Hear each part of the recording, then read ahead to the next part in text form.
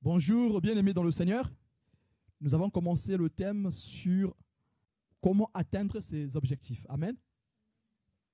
Et nous avons parlé des 10 conseils pour atteindre ses objectifs. Et le but de ce thème, c'est atteindre nos objectifs dans la prière, dans notre vie spirituelle, mais aussi dans notre vie de tous les jours. Amen. Ce qui est sûr, c'est que si notre vie spirituelle marche bien, notre vie quotidienne aussi marchera bien. Amen. Voilà pourquoi le point ici est plus accentué sur notre vie spirituelle. Comment atteindre des objectifs que nous nous fixons en ce qui concerne notre vie spirituelle, notre vie de prière et surtout notre vie quotidienne. Amen. Avant de commencer ce thème, j'aimerais vous expliquer une histoire.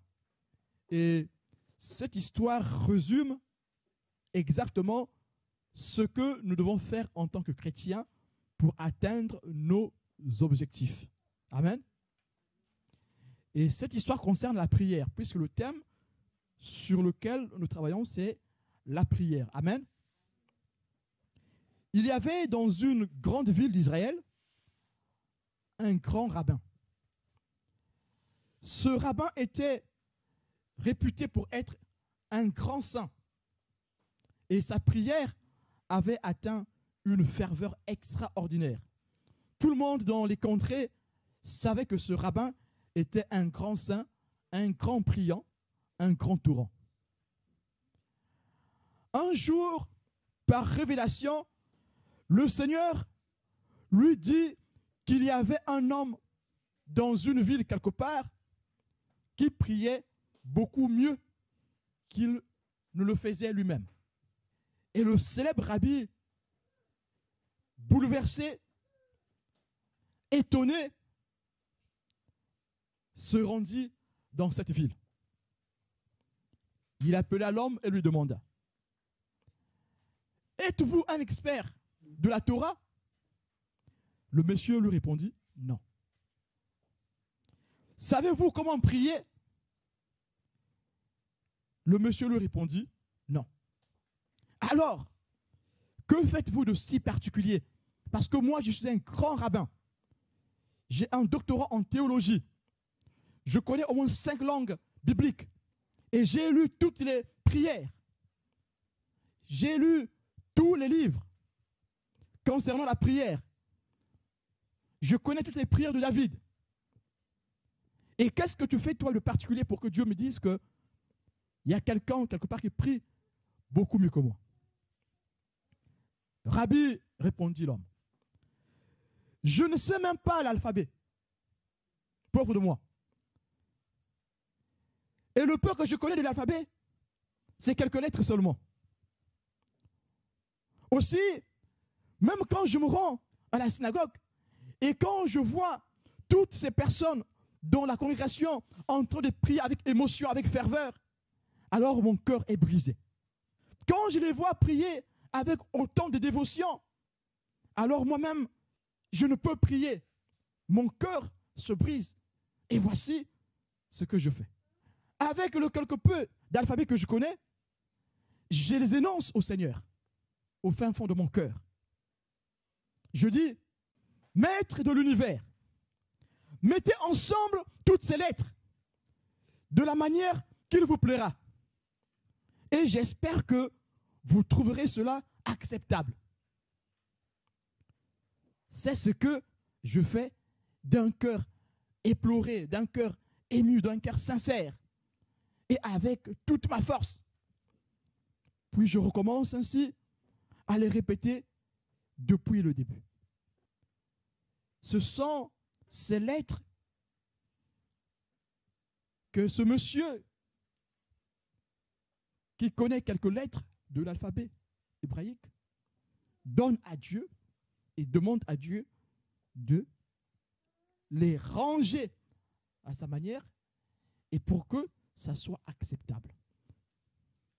Et ce furent ces mots qui eurent plus d'impact sur le Très-Haut.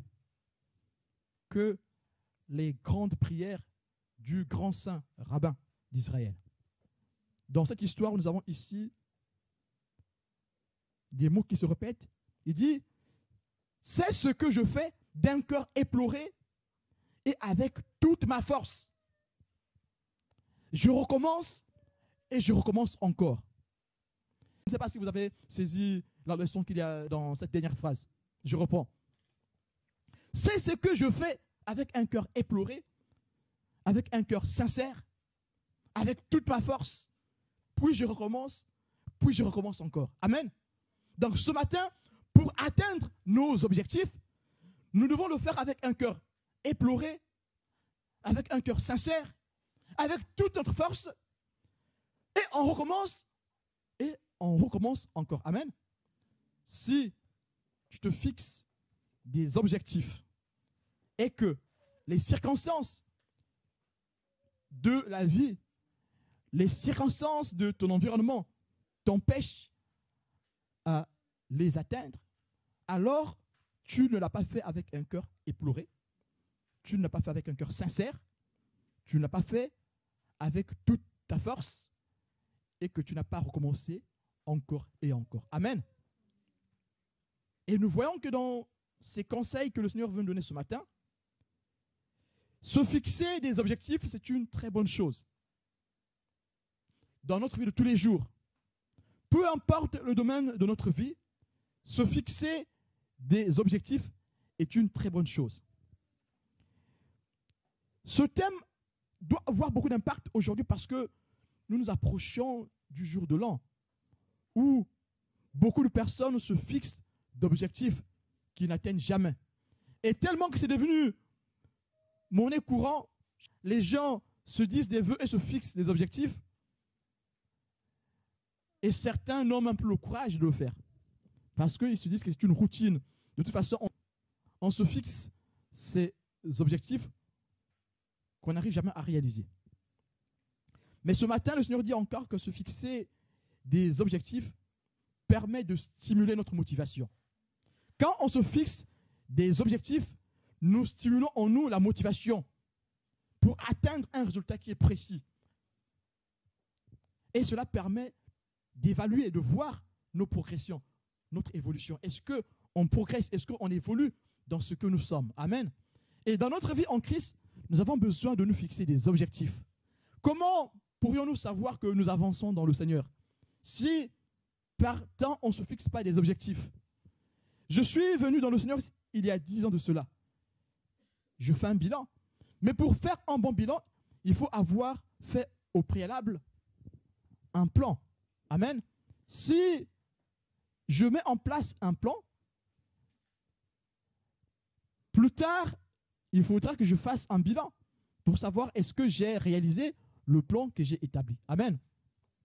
Et puisque j'ai établi des objectifs, puisque je me suis fixé des objectifs pour réaliser un projet, pour que ma vie soit transformée, pour améliorer ma relation avec le Seigneur, puisque je me suis fixé des objectifs pour réaliser un projet, puisque je me suis fixé des objectifs pour grandir dans le Seigneur, puisque je me suis fixé des objectifs pour que ma vie soit transformée, pour que ma vie quotidienne change, pour que ma vie d'enfant de Dieu change, alors il arrivera que je fasse un bilan pour voir si je progresse dans tout ce que je me suis dit dès le départ. Amen. Et nous savons tous que qui dit objectif dit planification. Et qui dit planification dit mise en place d'un plan à exécuter. Amen. Et mettre en place des objectifs à atteindre, c'est planifier. Donc, je planifie des actions que je dois mener pendant un certain temps. Amen. Et je vérifie au fur et à mesure si chaque action est réalisée comme je m'étais fixé dans mes objectifs. Amen. Pourquoi ce thème?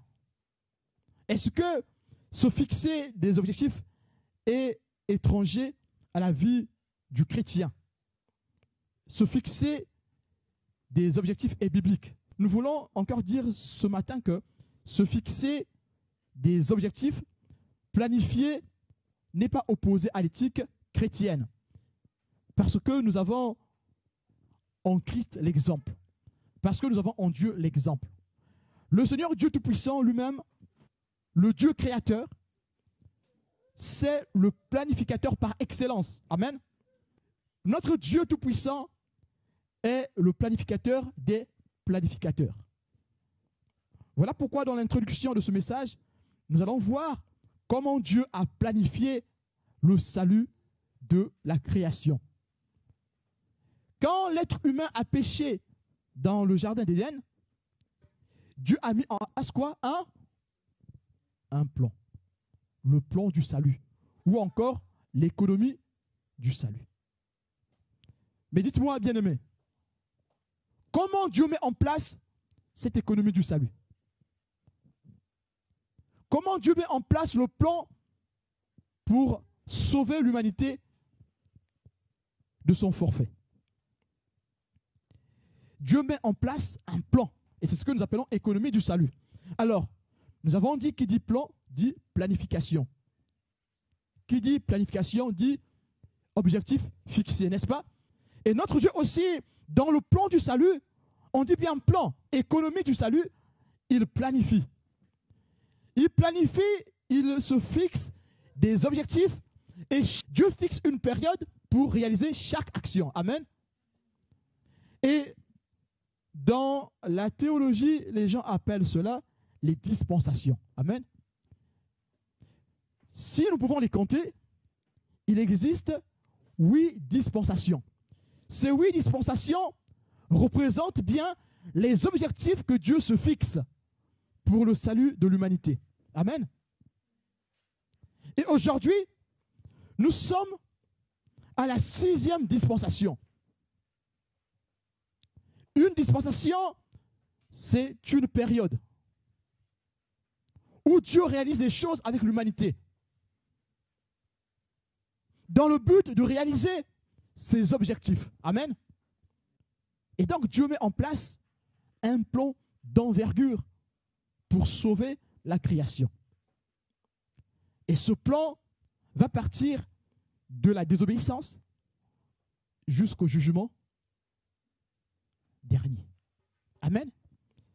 Nous allons voir ici ces périodes, ces dispensations qui représentent des objectifs que Dieu se fixe. Amen. Et le premier objectif que Dieu se fixe, c'est que Dieu dit dans Genèse chapitre 1, créant l'homme et la femme, créant la terre et le ciel. Vous connaissez ces versets. Et dans cet objectif que Dieu se fixe dans Genèse chapitre 1, Dieu crée toutes choses par sa parole. Amen. Mais quand Dieu crée toutes choses, quel est l'état de l'homme? La première dispensation, la première période consiste dans l'innocence. Vous pouvez lire Genèse chapitre 1 jusqu'au chapitre 3. On parle de la création, on parle de l'innocence de l'homme.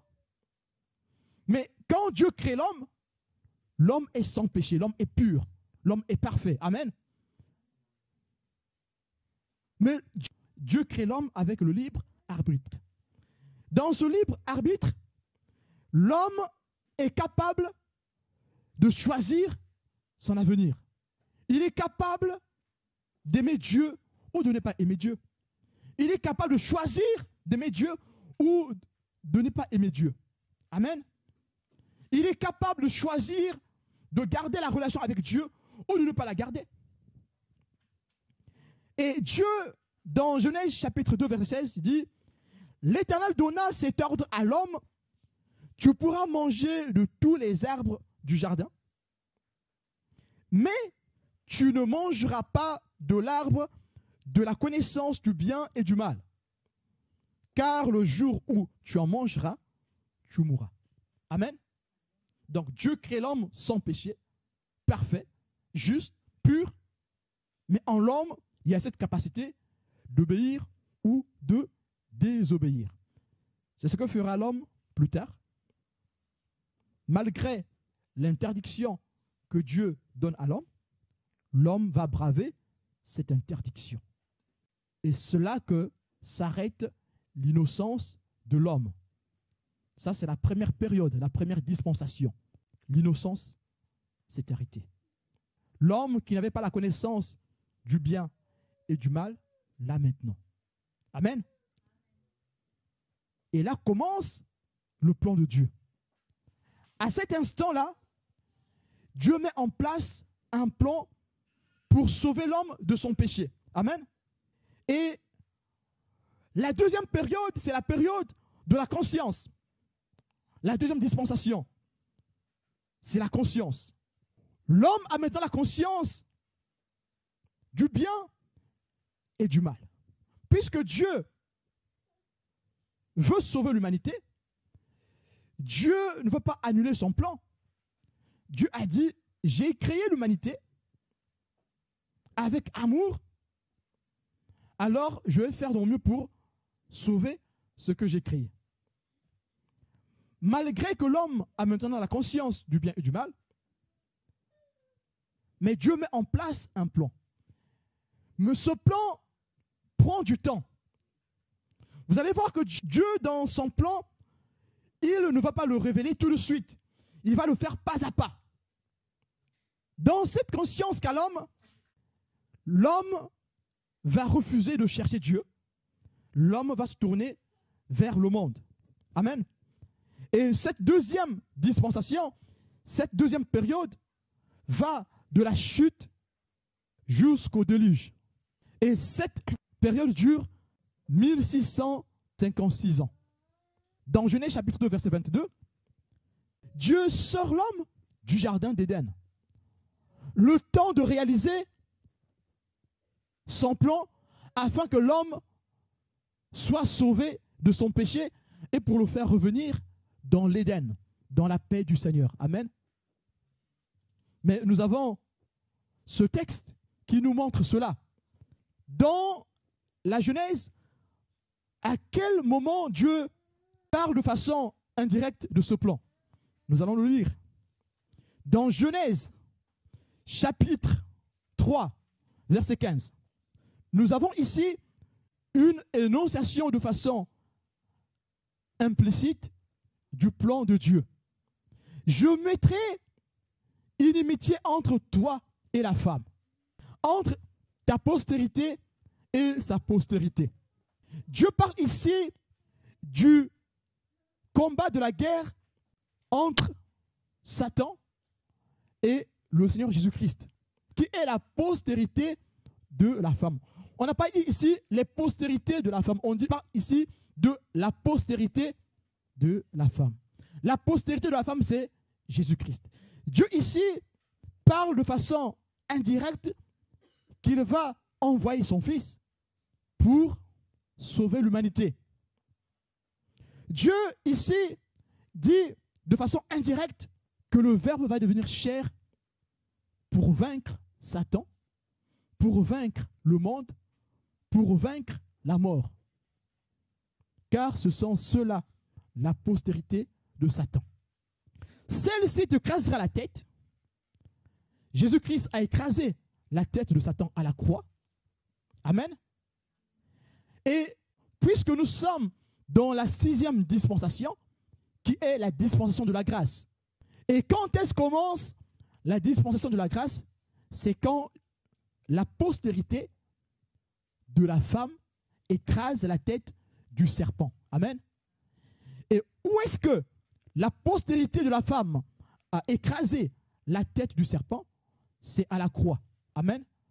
C'est là que commence le temps de la grâce. C'est là que commence l'ère de l'Église, l'ère de la grâce. Amen. Nous allons développer cela quand nous serons à la 6e dispensation. Mais ici, nous voyons simplement que la postérité de la femme, c'est le Christ, et notre Dieu, le Tout-Puissant, dit de façon implicite qu'il enverra son Fils pour écraser la tête du serpent, et le serpent lui brisera le talon. Et nous avons dans les Écritures vu que Satan a essayé de blesser le talon de Jésus-Christ. Par la souffrance qu'il a infligées à la croix, il a commencé par la tentation et par la souffrance qu'il a infligée, il a cru blesser le talon du Fils de l'homme. Un deuxième texte qui nous montre ce plan que Dieu met en marche. Il va aussi le montrer dans Genèse 3, verset 21, qui dit « L'Éternel Dieu fit à Adam et à sa femme des habits de peau et il les en revêtit. » Dites-moi, comment on fait pour avoir les habits de peau? On tue un animal pour la première fois que le sang d'une créature est versé. Dieu verse le sang d'un animal pour qui? Pour l'homme. Dieu manifeste à l'homme l'amour qu'il a pour lui. Amen. Dieu tue un être vivant pour habiller l'homme, pour couvrir la nudité de l'homme. Nous avons ici une preuve d'amour. Bien-aimés, dans tout ce que nous allons dire ici, dans tous les conseils qui seront donnés ici pour arriver à atteindre ces objectifs, tout sera résumé sur l'amour. Si nous n'avons pas l'amour pour Dieu, si nous n'avons aucune volonté dans ce que nous voulons faire, nous ne pourrons jamais atteindre nos objectifs. Voilà pourquoi le mot maître dans ces conseils, c'est l'amour de Dieu. L'animal qui est tué pour revêtir l'homme et la femme, afin de couvrir leur nudité. La nudité symbolise le péché. La nudité symbolise la honte. Dieu, dans son amour, tue un être vivant pour habiller l'homme. Dieu manifeste là son amour. Et c'est ce que Dieu fera plus tard en envoyant son Fils, Jésus-Christ. Jésus qui est appelé l'agneau de Dieu, qui ôte le péché du monde. Dans cette deuxième dispensation qui est la conscience, Dieu est en train de mettre en place son plan de rédemption. Dieu est en train d'exécuter son plan de rédemption. Ce plan doit passer par le déluge. Amen. Et il y a exactement 10 générations entre Adam et Noé. 10 générations. Et nous savons que Noé est né en 1056 après Adam. Et il a vécu 950 ans. Et Adam a vécu 930 ans. Amen. Et nous avons cela dans Genèse 9, verset 29. Le péché a pris de l'ampleur. L'homme a la conscience du bien et du mal. Il peut choisir d'adorer Dieu. Mais qu'est-ce qui se passe? L'homme refuse de choisir d'adorer Dieu. L'homme choisit d'adorer le monde, d'adorer la bête. Dans ce temps de conscience, dans cette dispensation que nous pouvons lire dans Genèse 3 jusqu'à Genèse 8, nous voyons que Dieu essaie toujours d'aider l'homme à s'en sortir. Dieu, dans cette période, donne à l'homme la possibilité de se racheter. Mais sauf que l'homme ne la saisit pas. Après le déluge, Dieu établit un nouveau monde où il donne la gouvernance à qui? À Noé. Mais qu'est-ce que Noé fait? Dans la troisième dispensation qui est la dispensation du gouvernement humain, Noé avec ses successeurs vont faire exactement la même chose. Ils vont désobéir. Ils vont sombrer dans le péché. Et après le déluge, il y a un nouveau monde. Qu'est-ce que ce nouveau monde va encore faire? Il va aussi désobéir. Et nous savons tous que le déluge a eu lieu en 1656, après la création. Et en ce temps-là, Noé avait 600 ans. Amen. Donc nous avons cela dans Genèse 7, verset 11. Amen. Et Noé a vécu jusqu'en 2006 après Adam et Ève. Et quelle est la limite de la troisième dispensation, de la troisième période, du troisième temps dans la relation que Dieu a avec l'homme? La troisième dispensation va s'arrêter où? À la confusion des langues, à la tour de Babel. Et cette dispensation a duré 427 ans. Amen. Après le déluge, Dieu confie l'administration du nouveau monde à l'homme. Mais celui-ci faillit de nouveau. Noé a commencé cette dispensation et fut le premier gouverneur de cette nouvelle humanité. Nous avons cela dans Genèse 8, verset 20 et verset 21. Et à partir de ces instants, Noé est gouverneur, l'homme deviendra le chef, le juge, pour gouverner des hommes. Amen. Le gouvernement humain va cesser quand le Christ va prendre la main sur tout l'univers. Et cela est appelé le règne du millénaire, donc le millénium. Amen. Vous avez cela dans 1 Pierre chapitre 2, verset 13 et verset 14, dans Romains 13, verset 1 à 17.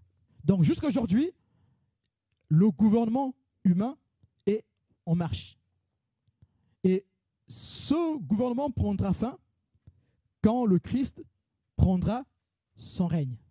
Amen. Et nous avons que dans cette période, quand l'homme va gouverner, Dieu va mettre en place des lois, une direction, pour qu'il n'y ait pas trop de désordre. Et c'est en cela que Dieu établit la peine de mort, dans Genèse 6, verset 6. Puisque l'homme est créé à l'image de Dieu, l'homme est sacré, on ne doit pas tuer l'homme comme on tue un animal.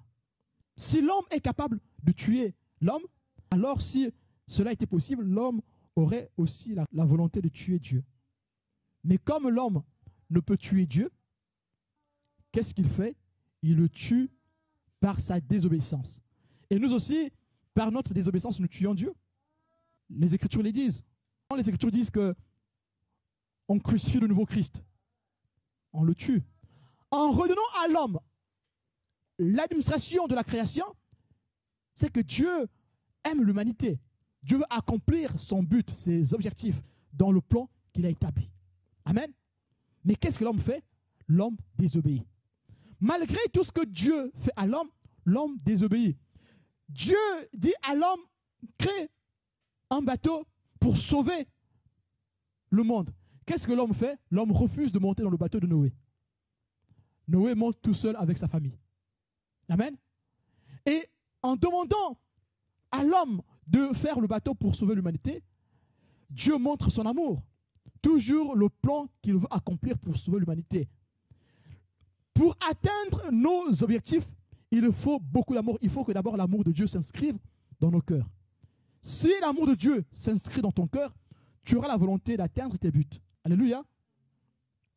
Que ce soit dans l'éducation de tes enfants, que ce soit dans ton travail, dans ton mariage, dans tes études, dans ton travail, dans ta vie personnelle, tu pourras atteindre tes objectifs que si tu acceptes que Dieu vient mettre dans ton cœur son amour. Amen.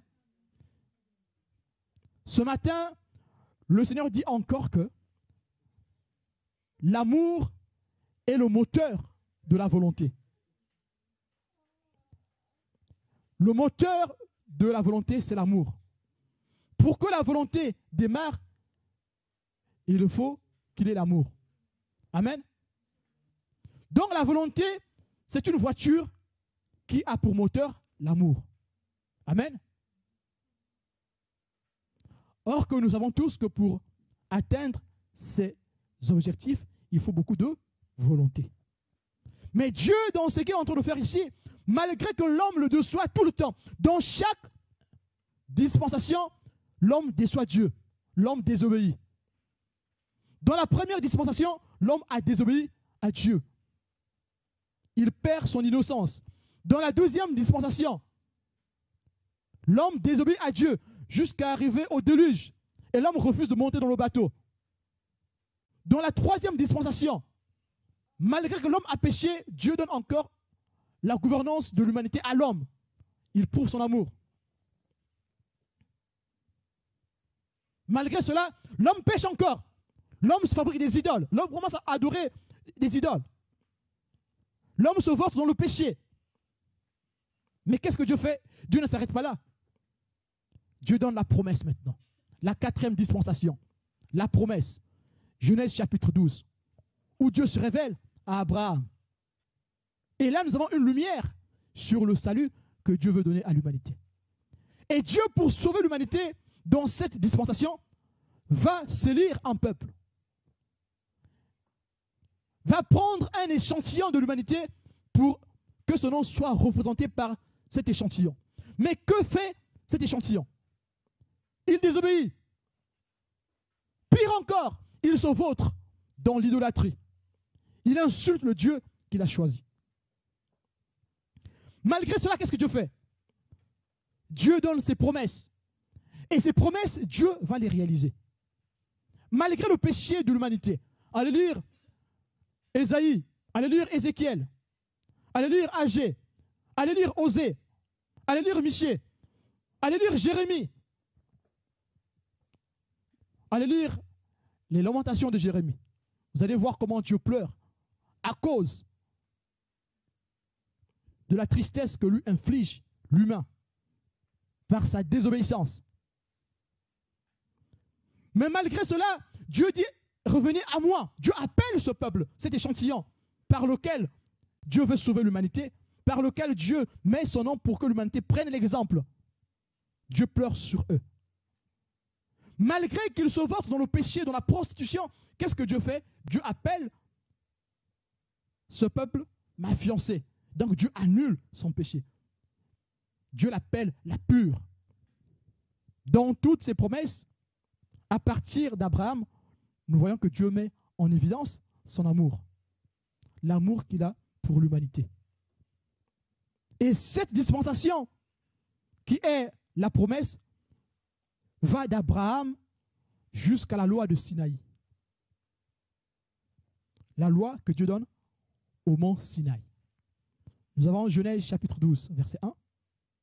C'est la dispensation pendant laquelle Dieu offre à l'homme de faire confiance en ses paroles pour diriger le peuple. Amen. C'est dans cette période-là que Dieu donne la loi à Moïse, les 10 commandements et les ordonnances qui vont avec. Et là, nous avons le début de la théocratie directe de Dieu. Dieu veut régner directement sur le peuple qu'il a choisi.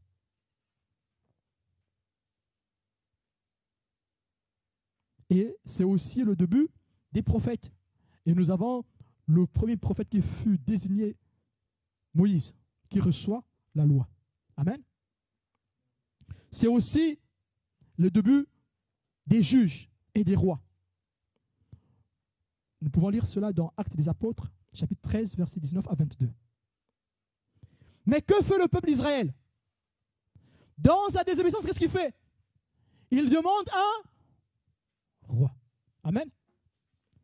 Ce peuple, cet échantillon que Dieu choisit pour porter son nom, se rebelle contre Dieu. Dieu veut diriger ce peuple par la théocratie. Le Dieu Tout-Puissant veut diriger le peuple d'Israël par la théocratie. Donc ce Dieu qui est roi. C'est l'administration de Dieu qui prime. Mais qu'est-ce que ce peuple fait? Ce peuple désobéit. Ce peuple se révolte contre, loin de Dieu, et réclame un roi. Mais Dieu, dans son amour, qu'est-ce qu'il fait? Il leur donne ce roi qu'ils ont demandé. Toujours dans le but de réaliser son projet. Dieu a mis en place un projet qui est le salut de l'humanité. Mais dans toutes ces dispensations que nous avons citées ici, nous voyons que dans chaque dispensation, l'homme désobéit toujours. Mais est-ce que Dieu change ses objectifs? Non. Dieu ne change pas ses objectifs. L'amour de Dieu est plus grand que cette désobéissance de l'humain. Et Dieu veut toujours sauver l'humanité. Dieu va au bout de ses objectifs. Dieu a fait une planification. Dieu a planifié le salut de l'humain. Et il doit aller étape par étape. Vous allez trouver la promesse que Dieu a faite à Abraham dans Genèse 12, versets 1 à 3. Et nous savons que la dispensation va de la Genèse, chapitre 11, verset 10, à Exode, chapitre 15, verset 21. Donc ici, nous avons dit que Dieu choisit un peuple parmi les peuples de la terre. Ce peuple doit porter son nom. Ce peuple doit refléter son image et sa parole. Amen. Mais aussi, ce peuple doit être le gardien de sa parole. Amen. Les gens doivent voir ce peuple comme étant un miroir. Amen. Qui reflète l'image de Dieu. Mais qu'est-ce que fait ce peuple? Ce peuple désobéit de nouveau. Ce peuple fait comme l'ancien monde. La 5e dispensation, c'est la loi de Dieu, la Torah. Dieu donne cette loi. Et la Torah n'a aucune limite. La loi de Dieu est immuable. La loi de Dieu est éternelle. Et donc, cette loi va s'étendre jusqu'à la fin des temps. Amen. Mais on a une période où la loi fait place à la grâce. Entre le temps où le Christ est crucifié et le temps où le Christ revient chercher l'Église, nous sommes dans le temps de la grâce. À l'instant où le Christ repart avec l'Église, à l'instant où le Saint-Esprit est retiré de la terre, il n'y a plus la grâce. C'est la loi qui bat son plein. Amen. Donc, seule la période de la grâce qui s'étend du calvaire au retour de Christ offre aux hommes une alternative. Cette alternative permet d'être jugé selon les termes de la loi ou d'être racheté par le sang de Christ, selon la grâce de Dieu. Ce choix est entre les mains de chacun. Amen. Donc aujourd'hui, la loi de Dieu n'a pas disparu. Amen. La loi de Dieu est toujours là. Mais la grâce de Dieu aussi est là. Celui qui veut s'échapper de la loi, il n'a qu'à demander la grâce de Dieu qu'il accorde par Jésus. Amen. Je réitère que la loi n'est pas abolie. Le Christ le dit lui-même. La loi n'a pas disparu. La loi est là, mais il y a une alternative. Nous pouvons choisir de toujours marcher selon la loi ou d'opter pour la grâce qui est accordée par la mort de notre Seigneur Jésus-Christ. L'application légale de la loi s'étend du don de la Torah à la croix du calvaire et du millénium à la nouvelle terre. Quel est l'objectif de cette période que Dieu met en place pour le salut de l'humanité? L'objectif ici, c'est que Dieu veut démontrer à Israël, Dieu veut démontrer à travers Israël, d'abord Dieu veut démontrer à Israël, et Dieu veut démontrer à travers Israël aux hommes de toutes les nations qu'étant par nature déchus, pécheurs, ils sont incapables d'accomplir quoi que ce soit de parfaitement caché. Ils sont incapables de faire du bien. Tous ont péché et sont privés de la gloire de Dieu. Tous. Et dans ces dispensations, Dieu veut montrer à l'homme qu'il est incapable de faire du bien. Il est incapable d'accomplir une chose parfaitement. C'est ça le but, c'est une leçon. Dans chaque dispensation, Dieu veut faire passer la leçon pour que quand la grâce viendra, pour que l'homme sache jauger. Alors, est-ce que je continue à vivre sous la loi ou de choisir la grâce? Et nous qui arrivons à l'époque de la grâce, nous avons une grâce. D'avoir la grâce à notre portée. Mais si nous ne faisons pas attention, cette grâce nous échappe. Et nous avons Romains 5, verset 20, où il est écrit « Or la loi est intervenue pour que l'offense abonde. Mais là où le péché a abondé, la grâce a surabondé. » Amen. Nous sommes dans la période où le péché abonde. Mais que fait la grâce? Elle surabonde. Le Christ l'a prédit. Il a dit, les gens seront amis de l'argent. Les gens seront irréligieux. Le péché a abondé. Mais que fait la grâce? La grâce surabonde. Et nous sommes, aujourd'hui, nous sommes dans la dispensation de la grâce. Nous sommes dans le temps de la grâce. Nous sommes dans le temps de l'Église. Jean 1, verset 17 dit: Car la loi a été donnée par Moïse, la grâce et la vérité sont venues par Jésus-Christ. Amen. La grâce est venue par Jésus-Christ. Mais combien de générations séparent Adam et Jésus-Christ par qui la grâce est venue? Combien de générations? Matthieu, chapitre 1, verset 17. Il est écrit: il y a donc en tout 14 générations depuis Abraham jusqu'à David. 14 générations depuis David jusqu'à la déportation à Babylone. Et 14 générations et Jésus. 42. 3 fois 14, 42. Amen. Et pendant tout ce temps-là, l'être humain n'a fait que désobéir.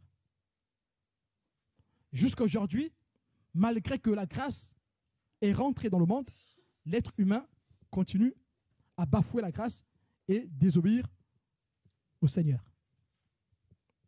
Nous avons bien cette définition qui est donnée par Paul dans Éphésiens chapitre 2, verset 8.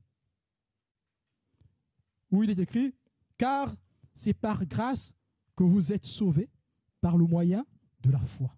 Amen. Nous sommes sauvés par grâce, par le moyen de la foi. Et cela ne vient pas de vous. C'est le don de Dieu. Ce n'est point par les œuvres, afin que personne ne se glorifie. Et Romains 5, verset 8 dit: mais Dieu prouve son amour envers nous, en ce que, lorsque nous étions encore pécheurs, Christ est mort pour nous. C'est quand Christ est mort pour nous que la grâce de Dieu est rentrée dans le monde. Tous les hommes sont déclarés pécheurs. Peu importe ce qu'ils peuvent faire, sans la grâce, tous les hommes sont déclarés pécheurs.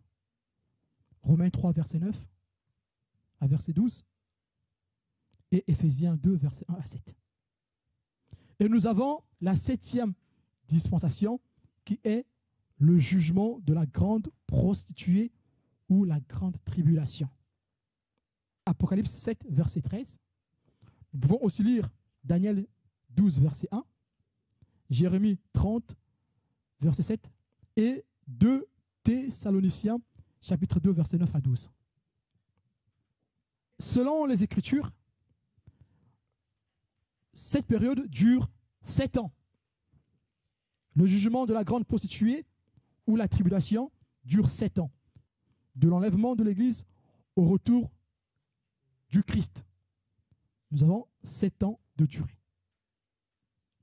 Et dans cette dispensation, Israël est le centre, puisque l'Église est enlevée, ce qui veut dire que ceux et celles qui resteront sur terre n'auront plus rien pour éviter la corruption. 2 Thessaloniciens chapitre 2 verset 10. Ça sera dur pour eux, puisqu'il n'y a plus la grâce, puisque le Saint-Esprit est parti. Bien-aimés, la présence du Saint-Esprit atténue la force du mal dans le monde entier. S'il n'y avait pas le Saint-Esprit, il y aurait plus de dynamique qu'il y a aujourd'hui. S'il n'y avait pas la présence du Saint-Esprit et la présence de l'Église, il y aurait plus de meurtres que nous avons aujourd'hui. Il y aurait plus de débauches qu'aujourd'hui. La présence du Saint-Esprit atténue la force du mal sur terre. En ce qui concerne les humains, mais aussi toute la création. Et nous avons la dernière dispensation, c'est le royaume de Christ sur la terre ou le millénium. Le Christ vient établir son royaume sur la terre. Donc, le millénium est la période terrestre de 1000 années pendant laquelle Christ sera effectivement le roi des rois. Où il va gouverner de façon physique. Il va plus le faire de façon spirituelle. Là, il va le faire de façon physique. car il gouvernera physiquement avec l'Église. La terre et l'humanité tout entière avant la vie éternelle sous les nouveaux cieux et sur la nouvelle terre. Nous avons Psaume chapitre 2, Isaïe chapitre 2 verset 11 et verset 24, Matthieu chapitre 24 verset 30, Matthieu chapitre 25 verset 31 à 46, Actes des apôtres chapitre 15 verset 14 à 18 et Apocalypse chapitre 20 verset 1 à 6. Et cette dispensation va du retour de Christ au grand trône blanc. Amen. Dans la durée, ça sera 1000 ans, d'où le nom du millénium. Amen. Le temps du salut par grâce sera passé depuis le retour du Christ. Le début du millénium marquera donc le retour sous la législation de la loi de l'Éternel. Et là s'accomplira la promesse que Dieu a faite à David. Dieu, dans la réalisation de son plan, a promis à David un trône éternel. Dieu a fixé ses objectifs. Et dans ces derniers, il dit, je te donne un trône éternel. Et ce trône ici va se concrétiser. Ce que Dieu a dit à David, dans 2 Samuel chapitre 7, versets 8 à 17, va se concrétiser. La promesse que Dieu donne à Israël, dans Ézéchiel chapitre 12, verset 8, va se réaliser. La promesse que Dieu donne dans Luc chapitre 1, verset 31 à 33, va se réaliser. Le Christ sera le roi des rois de façon physique. Mais dans tout ce que nous avons lu ici, dans toutes ces étapes, dans toutes ces périodes, nous avons vu que Dieu a planifié. Dieu n'a pas fait tomber son plan d'emblée comme ça. Il a planifié. Ici, en citant ces périodes, ces dispensations, nous voyons que notre Dieu, c'est un Dieu planificateur. Et nous, les enfants de Dieu, nous sommes aussi appelés à planifier. La semaine prochaine, nous allons poursuivre sur les textes qui montrent réellement que Dieu a planifié. Parce que là, nous avons cité des étapes. Nous n'avons pas donné les versets qui montrent comment, dans des révélations, Dieu met en place son plan. Nous allons lire les textes où Dieu promet la venue du Fils de l'homme et nous allons lire les versets où cela se concrétise. Amen. Et nous allons voir que ces versets vont corroborer, vont aller dans le sens des 8 dispensations. Amen. Et nous verrons ces 10 conseils. Et la semaine prochaine, nous verrons le premier conseil qui est le vouloir. Pour réaliser un projet, pour réaliser ses objectifs, il faut le vouloir. Si tu ne le veux pas, tu ne pourras rien du tout. Est-ce que nous voulons réaliser le projet? Est-ce que nous voulons faire ce que nous projetons de faire? Nous allons prier le Seigneur.